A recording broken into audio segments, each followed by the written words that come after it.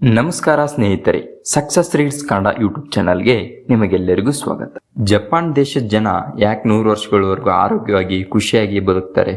ಅದೇ ನಮ್ಮ ದೇಶದಲ್ಲಿ 50 ವರ್ಷಕ್ಕೆ ಈ ಜೀವನನೇ ಸಾಕು ಅನ್ನೋಷ್ಟು ಜೀವನದ ಮೇಲೆ ಜಿಗುಪ್ಸೆ ಬಂದಿರುತ್ತೆ.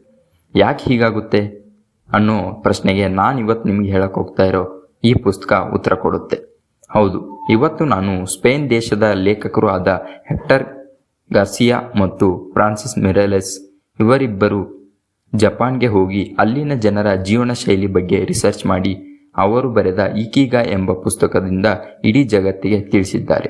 ಬನ್ನಿ ಹಾಗಿದ್ರೆ ಈ ಪುಸ್ತಕದ ಒಳಗಡೆ ಹೋಗೋಣ. ಲೇಖಕರು ಹಂತ 1ರಲ್ಲಿ ಹೇಳ್ತಾರೆ, ವಾಟ್ ಈಸ್ ಇಕಿಗಾಯ್? ಇದರ ಅರ್ಥ ಇಕಿಗಾಯ್ ಅಂದರೆ ಇಕಿ ಎಂದರೆ ಜೀವನ, ಗಾಯ್ ಎಂದರೆ ಉದ್ದೇಶ, ಜೀವನದ ಉದ್ದೇಶ.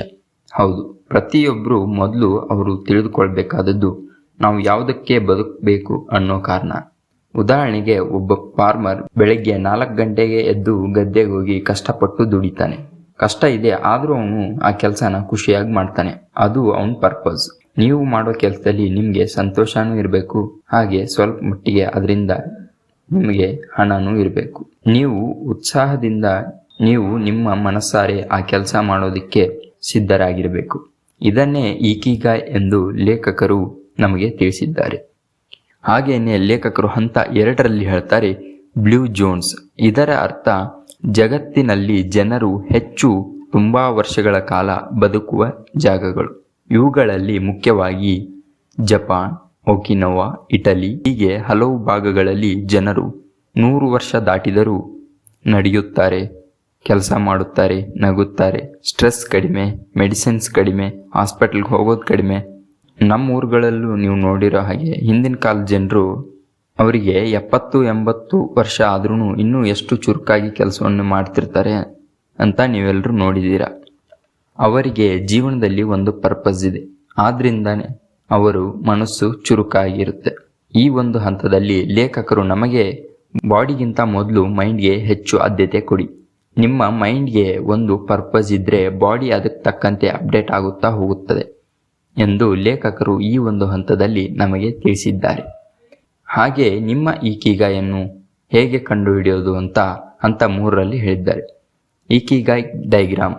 ಹೌದು, ಇದರ ಅರ್ಥ ನಿಮ್ಮ ಜೀವನದ ಉದ್ದೇಶವನ್ನು ಕಂಡುಹಿಡಿಯುವ ಟೆಕ್ನಿಕ್. ಈ ಒಂದು ಹಂತ ನಮಗೆ ಸುಲಭವಾದ ಮತ್ತು ಆಳವಾದ ಕಾನ್ಸೆಪ್ಟ್ ಅನ್ನು ಹೇಳ್ತದೆ. ಈ ಒಂದು ಹಂತದಲ್ಲಿ ಲೇಖಕರು ಈ 4 ಪ್ರಶ್ನೆಗಳು ನಿಮ್ಮನ್ನು ನೀವು ಕೇಳಿಕೊಳ್ಳಿ. ಇದರಿಂದ ನಿಮಗೆ ನಿಧಾನವಾಗಿ ಕ್ಲಿಯಾರಿಟಿ ಅನ್ನೋದು ಸಿಗುತ್ತದೆ. ಹೌದು, ಅದರಲ್ಲಿ ಮೊದಲನೆಯದು ವಾಟ್ ಡೂ ಯು ಲವ್? ಇದರ ಅರ್ಥ ನೀನು ನಿಜವಾಗಿಯೂ ಏನು ಮಾಡೋದನ್ನು ಇಷ್ಟಪಡ್ತೀಯಾ ಎಂದು. ಹಾಗೇನೆ 2ನೇ ಪ್ರಶ್ನೆ, what are you good at? ಇದರ ಅರ್ಥ ನೀವು ಯಾವ ಕೆಲಸದಲ್ಲಿ ಚೆನ್ನಾಗಿದ್ದೀರಾ ಎಂದು. 3ನೇ ಕ್ವಶನ್ ಬಂದು what does the world need? ಜನರಿಗೆ ಯಾವ ಸಮಸ್ಯೆಗೆ ಪರಿಹಾರ ಬೇಕಿದೆ ಎಂದು. ಹಾಗೇನೆ 4ನೇ question, what can you be a paid for? ಯಾವ ಕೆಲಸಕ್ಕೆ ಜನ ಹಣವನ್ನು ಕೊಡುತ್ತಾರೆ ಎಂದು. ಅದಕ್ಕೆ ಲೇಖಕರು ಈ ಒಂದು ಹಂತದಲ್ಲಿ ಹೇಳ್ತಾರೆ, ಬರೀ ನಿನಗಿಷ್ಟ ಇದೆ ಅಥವಾ ಸ್ಕಿಲ್ಸ್ ಇದೆ ಅಂತ ಅದರಿಂದ ಹೋಗಬೇಡಿ. ಅದರ ಅಗತ್ಯ ಜಗತ್ತಿಗೆ ಇದೆಯಾ ಇಲ್ವಾ ಮತ್ತು ಅದರಿಂದ ನಿಮಗೆ ಹಣ ಸಿಗುತ್ತಾ ಇಲ್ವಾ ಅನ್ನೋದು ನೋಡಬೇಕಾಗುತ್ತೆ. ಈ ಒಂದು ಹಂತದಲ್ಲಿ ಲೇಖಕರು ಹೇಳ್ತಾರೆ, ಈ 4 ಪ್ರಶ್ನೆಗಳನ್ನು ನಿಮ್ಮನ್ನು ನೀವು ಕೇಳಿಕೊಂಡು ಇವುಗಳಿಗೆ ನೀವು ಉತ್ತರವನ್ನು ಹುಡುಕಿಕೊಳ್ಳಿ ಎಂದು ಸಲಹೆಯನ್ನು ನೀಡ್ತಾರೆ. ಹಾಗೇನೆ ಲೇಖಕರು ಹಂತ 4ರಲ್ಲಿ ಹೇಳ್ತಾರೆ, ಇಕಿಗಾಯ್ ಹ್ಯಾಬಿಟ್ಸ್. ಇದರ ಅರ್ಥ ಒಕಿನೋವಾ ಜನರ ದಿನನಿತ್ಯದ ಅಭ್ಯಾಸಗಳು. ಹೌದು, ಅವರು ಜೀವನದಲ್ಲಿ ಸಣ್ಣ ಸಣ್ಣ ಅಭ್ಯಾಸಗಳನ್ನು ವರ್ಷಗಳವರೆಗೆ ಪಾಲಿಸ್ತಾರೆ. ಅದರಲ್ಲಿ ಮೊದಲನೆಯದು ಆಲ್ವೇಸ್ ರಿಮೇನಿಂಗ್ ಆಕ್ಟಿವ್. ಇದರ ಅರ್ಥ ಯಾವಾಗಲೂ ಸಕ್ರಿಯರಾಗಿರಿ, ಕೆಲಸವನ್ನು ಮಾಡಿ, ಮನೆಯನ್ನು ಸ್ವಚ್ಛ ಮಾಡ್ತಾ ಇರಿ, ನೆರೆಹೊರೆಯವರ ಜೊತೆ ಮಾತನಾಡಿ, ಓದಿ, ಬರೆಯಿರಿ, ವ್ಯಾಯಾಮ ಮಾಡಿ.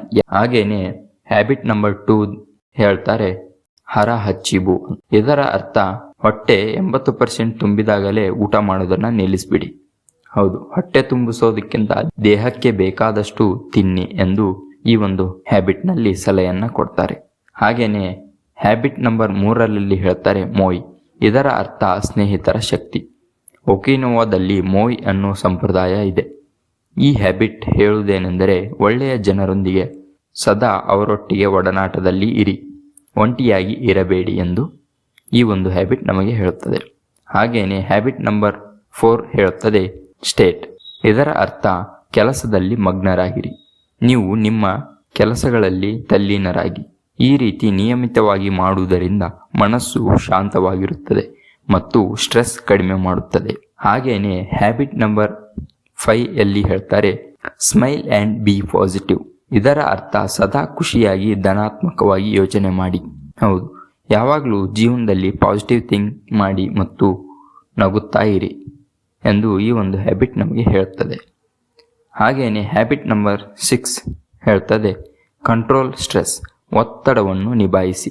ಹೌದು, ಸ್ಟ್ರೆಸ್ ಕಂಪ್ಲೀಟ್ ಆಗಿ ತಪ್ಪಿಸೋದಕ್ಕಾಗಲ್ಲ, ಆದರೆ ನೀವು ಅದನ್ನು ಹತೋಟಿಯಲ್ಲಿ ಇಡಬಹುದು. ಇದಕ್ಕೋಸ್ಕರ ನೀವು ಯೋಗ ಮಾಡುವುದು, ನೇಚರಲ್ಲಿ ವಾಕ್ ಮಾಡುವುದು, ಹೀಗೆ ಸದಾ ಕ್ರಿಯಾಶೀಲರಾಗಿರಿ ಎಂದು ಈ ಒಂದು ಹ್ಯಾಬಿಟ್ ನಮಗೆ ಹೇಳುತ್ತದೆ. ಹಾಗೆಯೇ ಹ್ಯಾಬಿಟ್ ನಂಬರ್ 7 ಹೇಳ್ತದೆ ಲವ್ ನೇಚರ್. ಇದರ ಅರ್ಥ ಯಾವಾಗಲೂ ನಿಸರ್ಗವನ್ನು ಆನಂದಿಸಿ. ಹೌದು, ಪ್ರತಿದಿನ ಸ್ವಲ್ಪ ಸಮಯವು ಪ್ರಕೃತಿಯ ಜೊತೆ ಕಳೆಯಿರಿ. ಈ ಒಂದು ಅಭ್ಯಾಸ ನಿಮ್ಮ ಮನಸ್ಸಿಗೆ ಶಾಂತಿಯನ್ನು ಕೊಡುತ್ತದೆ. ಹಾಗೆಯೇ ಹ್ಯಾಬಿಟ್ ನಂಬರ್ 8 ಗ್ರ್ಯಾಟಿಟ್ಯೂಡ್. ಇದರ ಅರ್ಥ ಕೃತಜ್ಞತೆ. ನಿಮ್ಮ ಬಳಿ ಇರುವ ಸವಲತ್ತುಗಳಿಗೆ ನೀವು ಕೃತಜ್ಞತೆ ಎಂದು ಈ ಒಂದು ಹ್ಯಾಬಿಟ್ ನಮಗೆ ತಿಳಿಸುತ್ತದೆ. Habit number 9 daily movement. ಇದರ ಅರ್ಥ ಪ್ರತಿದಿನ ದೇಹವನ್ನು ಚಟುವಟಿಕೆಯಿಂದ ಇರಿಸಿ. ಹೌದು, ಪ್ರತಿದಿನ ನೀವು ಜಿಮ್ಗೆ ಹೋಗಬೇಕಂತ ಏನಿಲ್ಲ. ಬರೀ ವಾಕಿಂಗ್, ಸ್ಟ್ರೆಚಿಂಗ್ಸ್ ಮತ್ತು ಗಾರ್ಡನಿಂಗ್, ಸೈಕ್ಲಿಂಗ್ ಯಾವುದೇ ಆಗಿರಲಿ, ಈ ರೀತಿಯಾದ ಚಟುವಟಿಕೆಯುಕ್ತ ಕೆಲಸಗಳನ್ನು ನೀವು ಮಾಡಬೇಕು. ಹಾಗೆಯೇ ಹ್ಯಾಬಿಟ್ ನಂಬರ್ 10 ಹೇಳುತ್ತದೆ ಲಿವ್ ವಿತ್ ಅ ಪರ್ಪಸ್. ಇದರ ಅರ್ಥ ಉದ್ದೇಶಪೂರ್ವಕವಾಗಿ ಬದುಕಿ. ಪ್ರತಿದಿನ ನೀವು ಬೆಳಿಗ್ಗೆ ಎದ್ದಾಗ ಇವತ್ತು ನಾನು ಯಾಕೆ ಎದ್ದೆ ಎಂಬುದಕ್ಕೆ ನಿಮ್ಮ ಹತ್ತಿರ ಉತ್ತರವಿರಬೇಕು. ಅದೇ ಇಕಿಗಾಯ್. ಕೊನೆಗೆ ಈ ಪುಸ್ತಕ ನಮಗೆ ಕೊಡುವ ಸಂದೇಶವೇನೆಂದರೆ ಜೀವನದಲ್ಲಿ ಬರೀ ಹಣ ಗಳಿಸುವುದೇ ಮುಖ್ಯ ಅಲ್ಲ. ಕೇವಲ ದೊಡ್ಡ ಮನೆ, ದೊಡ್ಡ ಹುದ್ದೆ ಇವುಗಳೇ ಗುರಿಗಳಲ್ಲ. ನಿಜವಾದ ಯಶಸ್ಸು ಎಂದರೆ ಪ್ರತಿದಿನ ಬೆಳಿಗ್ಗೆ ಎದ್ದಾಗ ಇವತ್ತು ನಾವು ಖುಷಿಯಿಂದ, ಉತ್ಸಾಹದಿಂದ ಇರಬೇಕು ಎಂಬುದು. ನಿಮ್ಮ ಜೀವನವನ್ನು ಯಾರೊಂದಿಗೂ ಹೋಲಿಸಿಕೊಳ್ಳಬೇಡಿ. ಹಾಗೆಯೇ ಸಮಾಜಕ್ಕೆ ಉಪಯೋಗವಾಗುವ ಕೆಲಸದಲ್ಲಿ ನಿಮ್ಮನ್ನು ನೀವು ತೊಡಗಿಸಿಕೊಳ್ಳಿ. ನಾಳೆ ನೀವು ಯಾವ ಹ್ಯಾಬಿಟ್ಟಿಂದ ದಿನವನ್ನು ಶುರು ಮಾಡ್ತೀರಾ ಎಂದು ನಮಗೆ ಕಮೆಂಟ್ ಮೂಲಕ ತಿಳಿಸಿ. ಹಾಗೆ ಈ ಪುಸ್ತಕದ ಸಾರಾಂಶವನ್ನು ನಿಮ್ಮ ಕುಟುಂಬದವರೊಂದಿಗೆ ಹಂಚಿಕೊಳ್ಳಿ. ಹಾಗೆ ಚಾನಲನ್ನು ಸಬ್ಸ್ಕ್ರೈಬ್ ಮಾಡಿ, ಲೈಕ್ ಮಾಡಿ. ಧನ್ಯವಾದಗಳು.